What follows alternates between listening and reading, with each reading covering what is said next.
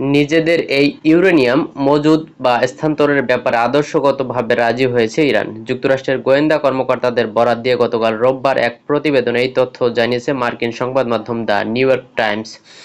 গত শনিবার president Trump ঘোষণা করেন যুদ্ধ স্থায়ীভাবে বন্ধ করা এবং আন্তর্জাতিক বাণিজ্য পথ হরমুজ প্রণালীতে জাহাজের চলাচল স্বাভাবিক করতে একটি স্থায়ী শান্তি চুক্তির কাছাকাছি পৌঁছেছে যুক্তরাষ্ট্র ও ইরান।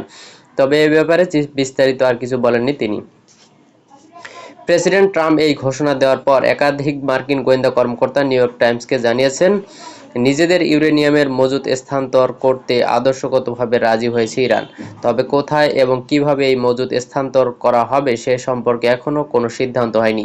যুক্তরাষ্ট্র ও ইরানের সরকারি প্রতিনিধিদের পরবর্তী বৈঠকগুলোতেও এ ব্যাপারে সিদ্ধান্ত হবে বলে আশা করা হচ্ছে। কয়েকদিন আগে ইরানের সর্বোচ্চ নেতা আয়াতুল্লাহ মোস্তফা খামেনি বলেছিলেন যে ইরানের ইউরেনিয়াম দেশের বাইরে স্থানান্তর করা হবে না।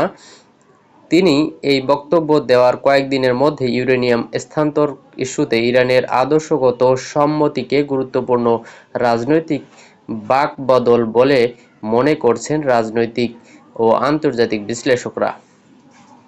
মূলত যে কারণে যুক্তরাষ্ট্র ও ইরানের মধ্যে দ্বন্দ্ব সংঘাতের প্রধান কারণ ইরানের ইউরেনিয়ামের মজুত। 2025 সালের 6 জুন এই ইস্যুতে একটি বিবৃতি দিয়েছিল জাতিসংঘের পরমাণু প্রকল্প পর্যবেক্ষণ বিষয়ক সংস্থা আইএইএ।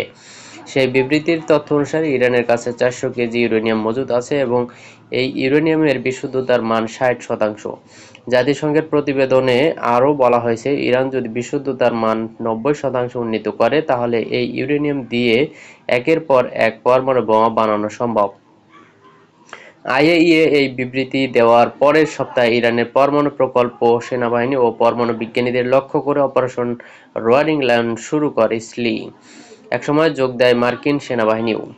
12 দিন ধরে চলা সেই সংঘাতে ইরানের পরমাণু প্রকল্পের ব্যাপক ক্ষয়ক্ষতি হয়েছিল। নিহত হয়েছিলেন ইরানের প্রতিরক্ষা বাহিনীর বেশ কয়েকজন কর্মকর্তা এবং কয়েকজন শীর্ষ পরমাণু বিজ্ঞানী নিহত হয়েছিলেন। তবে সেই অভিযানে ইরানের ইউরেনিয়ামের নাগাল পায়নি যুক্তরাষ্ট্র ও ইসলি।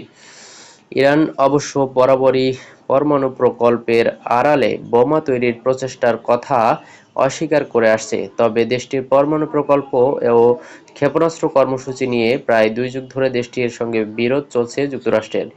এই বিরোধের জেরেই 28 ফেব্রুয়ারি থেকে শুরু হয়েছে ইরান-যুক্তরাষ্ট্র-ইসরায়েল যুদ্ধ। সূত্র নিউ ইয়র্ক টাইমস ও ইন্ডিয়া টুডে।